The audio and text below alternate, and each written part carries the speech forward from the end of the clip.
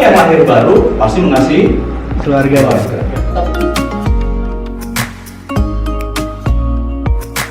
Ada satu titik terang itu. Kita berpindah dari alam maut menuju pada kekekalan. Yes. Amin.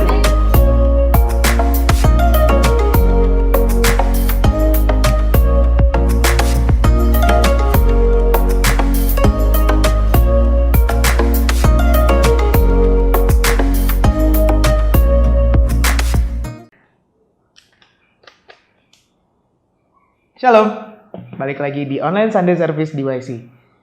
Sebelum kita mulai ibadah, mari kita bersatu dalam doa. Tuhan Yesus, terima kasih Bapa atas segala berkat-berkat-Mu. Pada hari Minggu yang indah ini, kami akan mulai ibadah kami, berkati supaya setiap khotbah, setiap pembelajaran menjadi rema dalam kehidupan kami. Terima kasih Bapa, dalam nama Tuhan Yesus kita berdoa. Haleluya, amin.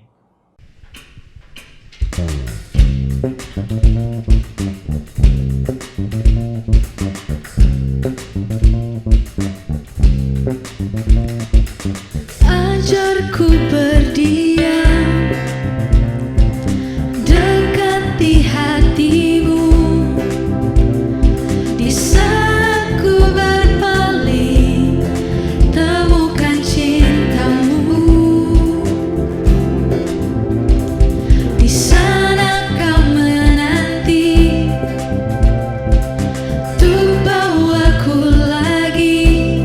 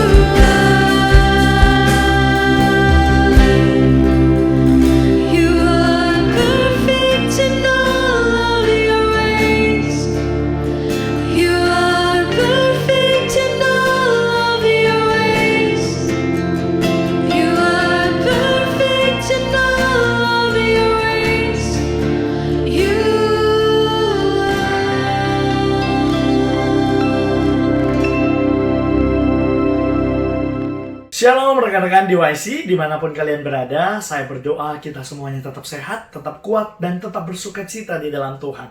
Saya bersyukur karena saya boleh kembali melayani teman-teman dalam ibadah raya Sunday Service, meskipun lewat online di tengah-tengah pandemi COVID-19 yang belum berakhir ini, tetapi saya percaya kita semua tetap dalam perlindungan Tuhan yang Maha Kuasa. Teman-teman, tidak terasa hari ini kita ada di bulan September, bulan ke-9 di tahun 2020, dan sepertinya keadaan juga belum semakin membaik. Dari awal tahun, dari Januari sampai hari ini September, dunia kita terus digoncang. Dunia kita terus mengalami hal-hal yang tidak baik, terus mengalami pergolakan demi pergolakan. Dan ini bukan pandemi lokal, tetapi secara global. Tidak hanya di bangsa kita, tetapi juga semua orang di dunia ini terkena dampak ini, saudaraku. Oleh sebab itu kita perlu semakin menguatkan dan meneguhkan hati. Seperti firman Tuhan katakan, kuatkan dan teguhkan hatimu di tengah-tengah keadaan dan situasi yang sulit ini. Saudara, saya tahu, saya pun mengalami. Ada begitu banyak orang yang mengalami stres, bahkan depresi, bahkan mengalami kebosanan yang sangat akut. Beberapa orang telepon saya, dan mereka bercerita, mereka curhat, dia katakan, saya pengen bunuh diri, Ben. Saya tanya kenapa? Secara keuangan, they are fine. Keluarga mereka lengkap, semuanya baik-baik. Tetapi kenapa mereka pengen bunuh diri? Dia katakan, hidup buat apa artinya? Kebosanan yang sangat akut karena pandemi COVID-19 membuat orang-orang stres dan kehilangan tujuan hidup. Kebosanan yang sangat akut membuat semakin banyak anak-anak muda larut dalam kenyamanan, larut dalam kehilangan tujuan hidup, kehilangan akal pikiran, dan kehilangan arah. Tidak sedikit, saudara, ada sekitar 4-5 orang. Dan akhirnya saya ajak ketemu orang-orang ini dan akhirnya kita sharing. Dan saya memahami karena saya pun merasakannya akibat dari COVID-19, pandemi ini. Tetapi mari kita sama-sama saling menguatkan satu sama lain. Supaya kita boleh tetap bersemangat, kita boleh tetap kuat di dalam Tuhan. Sampai kapan? Kita nggak pernah tahu kapan waktunya. Tetapi kita terus berdoa dan berharap bahwa Tuhan akan terus melindungi kita. Dan Tuhan akan terus segera memulihkan setiap kehidupan kita. Oleh sebab itu hari ini saya ingin mengajak saudara-saudara untuk kembali merenungkan satu bagian firman Tuhan. Ketika Tuhan Yesus memanggil murid-muridnya yang pertama di tepi Danau Galilea. Kenapa? Karena ketika itu Tuhan Yesus memanggil murid-muridnya yang pertama, mereka sedang dalam keadaan yang tidak baik. Saudaraku, ada begitu banyak orang yang akhirnya malas berdoa, malas baca firman, malas bersekutu. Udah malas, kayaknya udah biasa banget ibadah online. Tetapi mari lewat cerita ini, lewat peristiwa ini, kita kembali diingatkan akan apa arti tujuan hidup. Apa arti dari panggilan Tuhan di tengah-tengah kehidupan kita yang sulit. Oleh sebab itu, mari kita buka di dalam Injil Lukas pasal yang ke-5.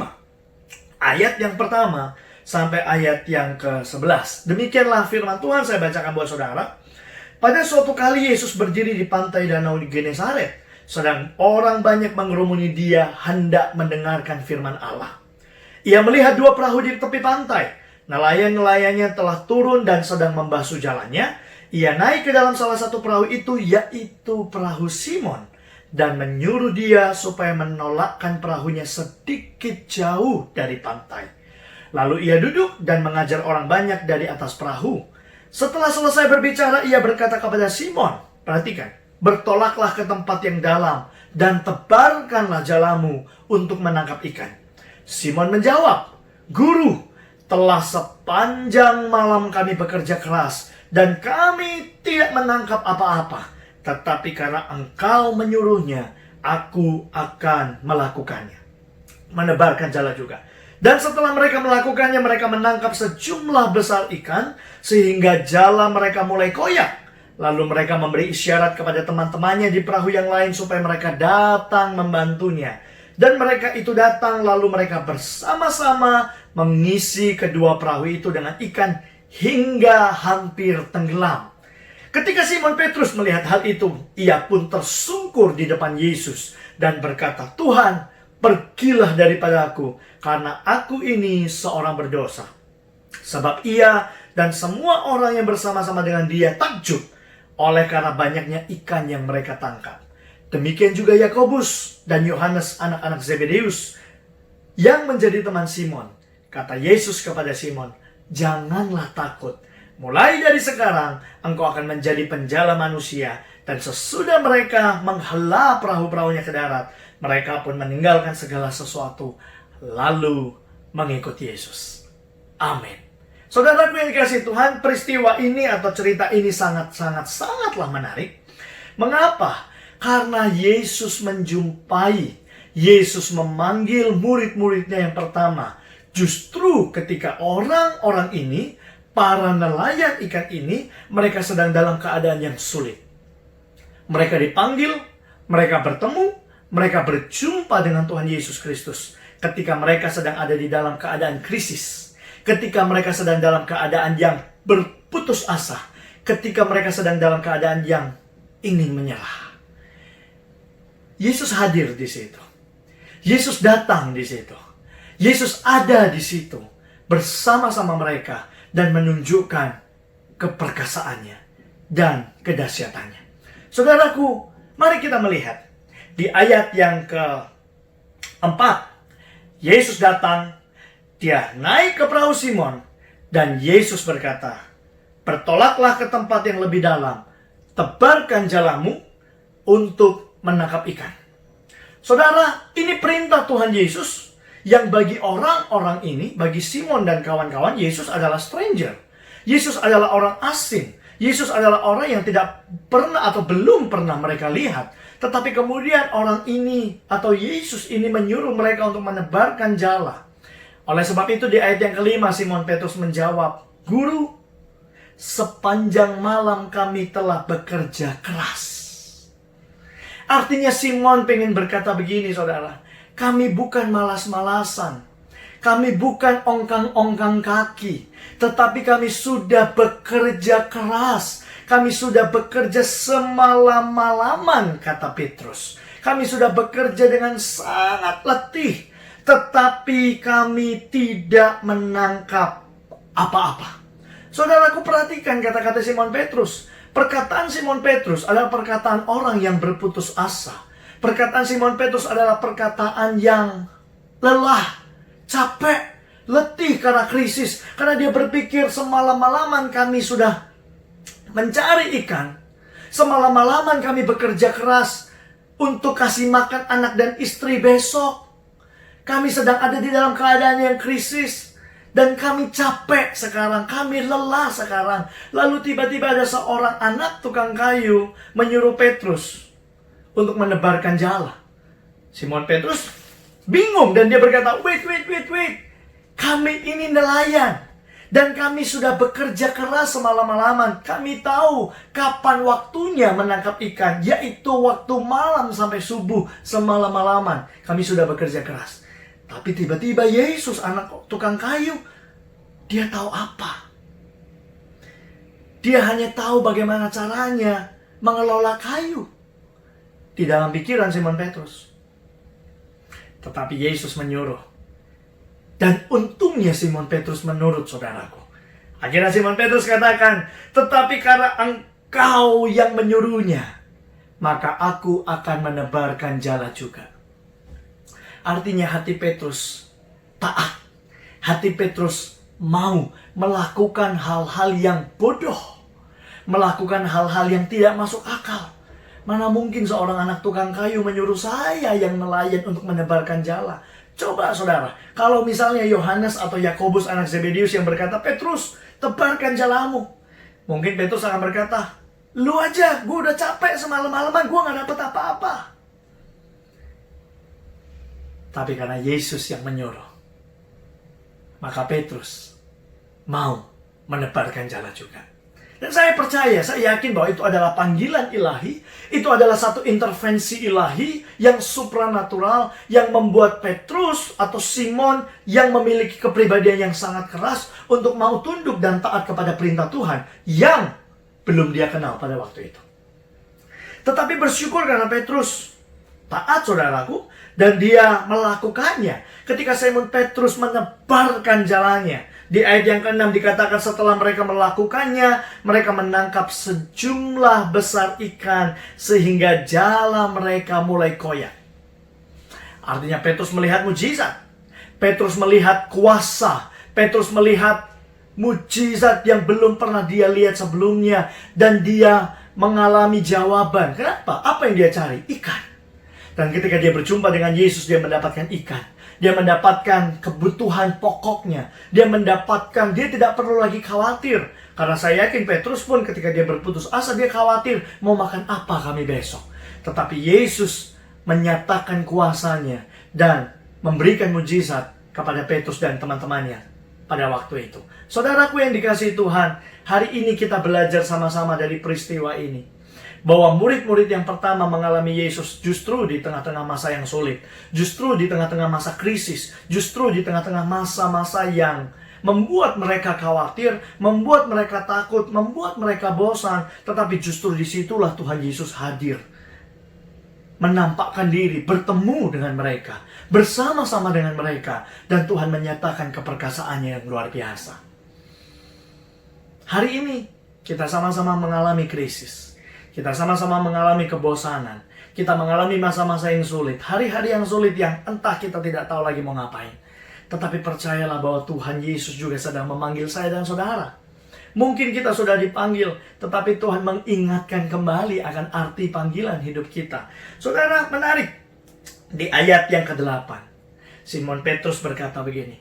Ketika Simon Petrus melihat hal itu, ia pun tersungkur di depan Yesus. Dan berkata, Tuhan, pergilah daripadaku, karena aku ini seorang yang berdosa. Rasul Petrus, dia menyadari keberdosaannya dan dia merasa saya tidak layak.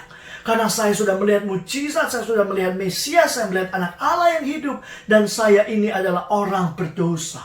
Oleh sebab itu Petrus katakan, Tuhan pergilah. Tetapi ingat, Yesus justru datang bagi orang-orang yang berdosa. Yesus tidak datang bagi orang-orang benar. Yesus tidak datang bagi orang-orang yang sembuh. Tapi justru Yesus datang bagi orang-orang berdosa. Siapa? Saya dan saudara. Hari ini saya yakin dan percaya kalau kita mau menyadari. Ada begitu banyak mujizat Tuhan yang kita alami, saudaraku. Ada begitu banyak mujizat Tuhan yang kita lihat. Namun tidak banyak yang kita sadari. Tetapi ketika kita menyadarinya, maka kita akan bersyukur bahwa penyertaan Tuhan tetap sempurna dalam kehidupan kita. Petrus menyadari keberdosaannya. Dan inilah waktu yang tepat untuk kita kembali kepada panggilan Tuhan. Inilah waktu yang tepat untuk kita mengakui setiap kesalahan dan keberdosaan kita. Dan kembali kepada Tuhan yang menciptakan kita. Petrus berkata, pergilah Tuhan. Aku tidak layak. Aku seorang berdosa. Tetapi ayat yang ke-10 Yesus menegaskan, jangan takut. Jangan takut. Karena mulai sekarang, engkau akan menjala manusia. Tuhan Yesus mengingatkan mereka. Maka mereka tidak lagi menjadi penjala ikan, tetapi menjadi penjala manusia. Tuhan Yesus berkata, come to me. Datanglah kepadaku, hai kamu yang letih lesu dan berbeban berat. Hai kamu semua yang kehilangan arah, kehilangan tujuan, kehilangan apapun yang kau punya sekarang. Datanglah kepada Yesus. Karena Yesus punya segala-galanya. Yesus punya damai sejahtera. Yesus punya sukacita. Yesus punya Injil yang menyelamatkan jiwa saya dan saudara. Yang menarik di ayat yang ke-11.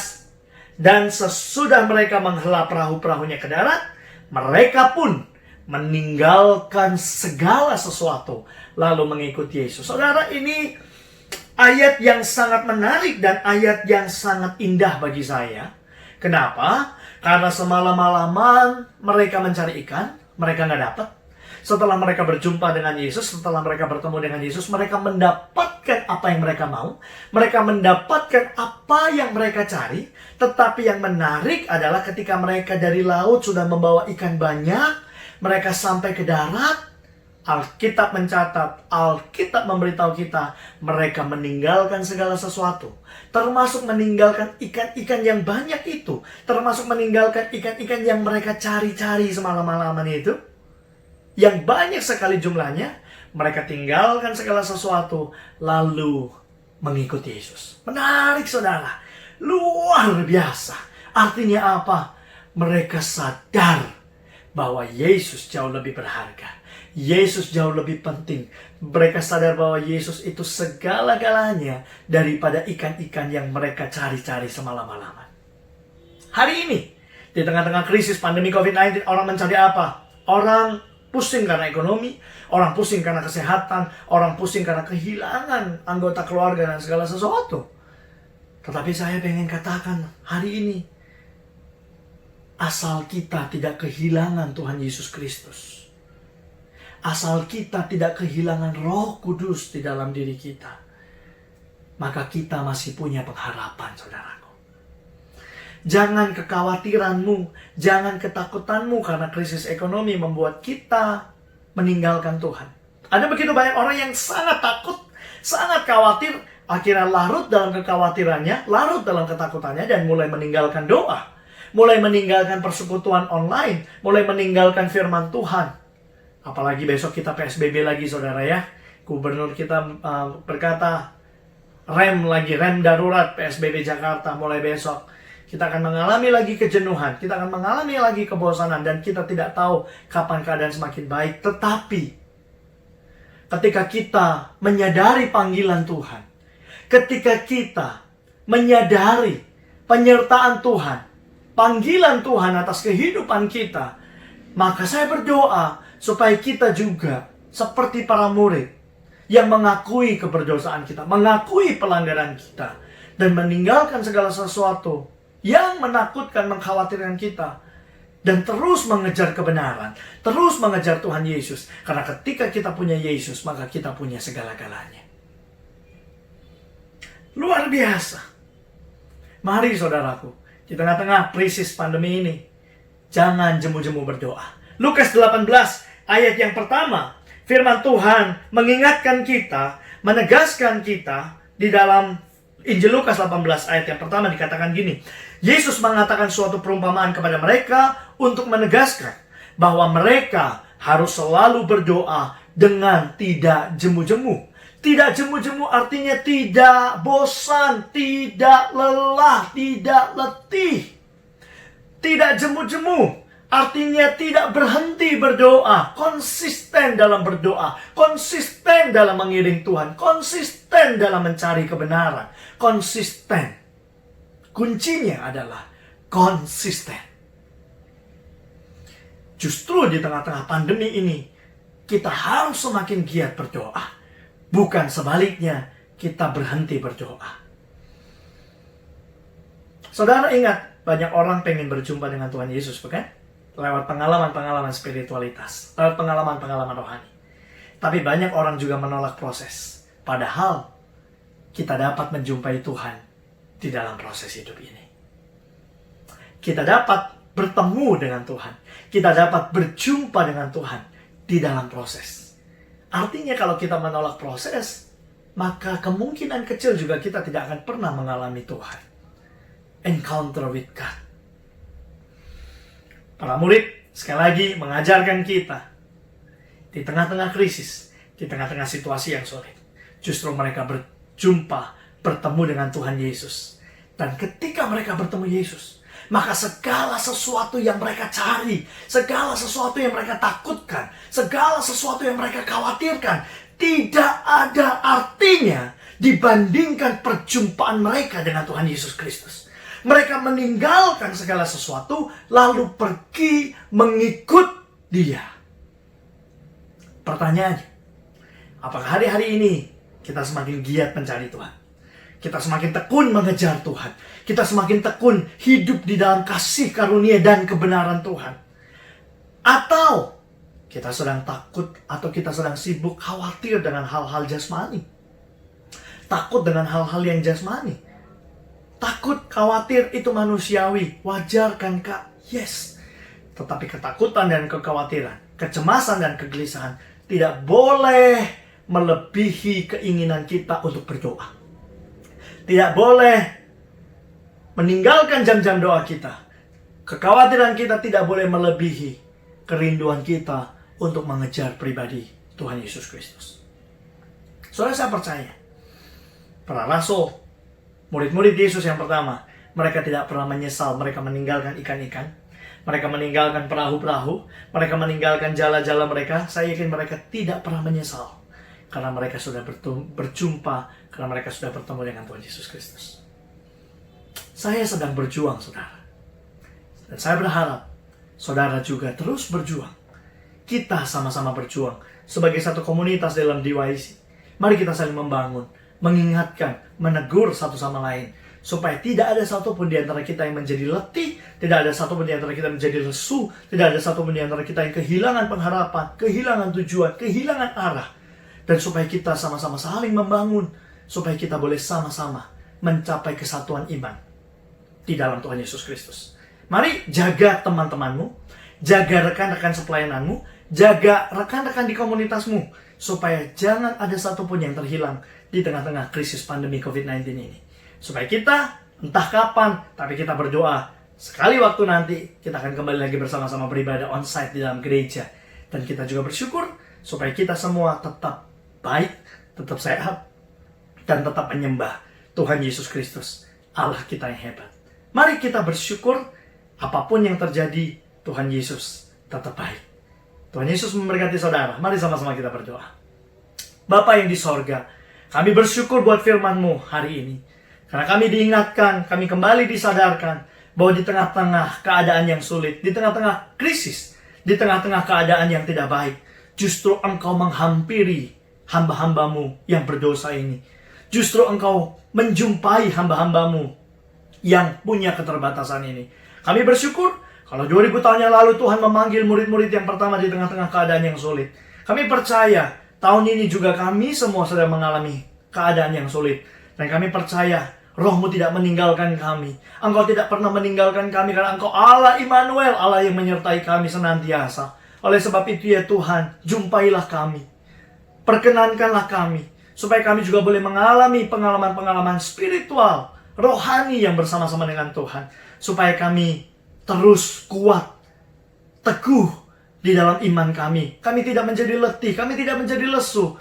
Kami tetap terus punya pengharapan. Tuhan Yesus, ajarkan kami dan ingatkan kami akan panggilan kami, supaya kami tidak kehilangan arah dan tujuan. Berkati komunitas DYC.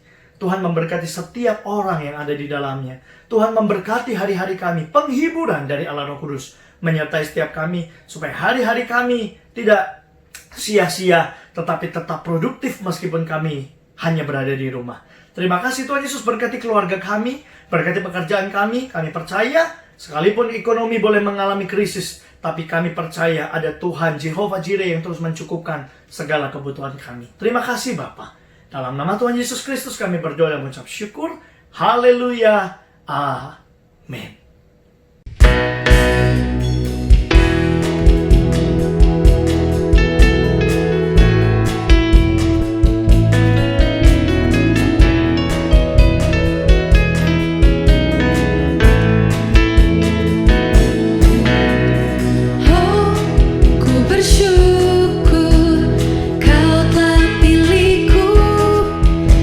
Bentukku jadi berjanamu, urang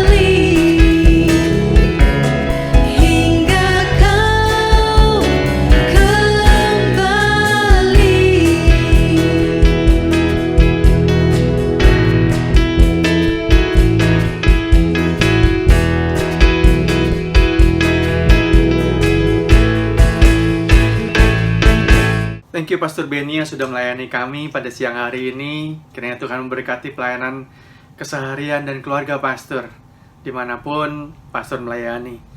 Dan saudaraku, kita akan menutup ibadah kita pada siang hari ini. Nanti setelah doa penutup, doa berkat, nanti saudaraku yang sudah diberkati oleh Tuhan melalui ibadah pada siang hari ini, saya mengajak kita untuk memberkati pelayanan di YC. Nah, nanti ada QR code yang saudara bisa scan, atau saudara bisa mengetik nomor rekening ada di sana. Dan saya mengajak untuk kita memberikan dengan tambahan Rp7 saja di belakangnya. Semisalnya kalau seandainya kita tergerak untuk memberikan 50.000 atau 100.000, kita memberikan Rp57 atau 100.000 Rp7 di belakangnya. Dan itu menandakan bahwa kita semuanya sudah memberkati pelayanan di YC. Amin. Ya, mari kita bangkit berdiri dan kita mau bersatu dalam doa untuk menutup ibadah kita pada siang hari ini. Mari kita bersatu dalam doa. Bapak, kami bersyukur ya Tuhan buat hari ini ya Bapak. Saat ini ya Tuhan, Engkau perkenankan kami untuk mengalami secara pribadi Engkau ya Tuhan.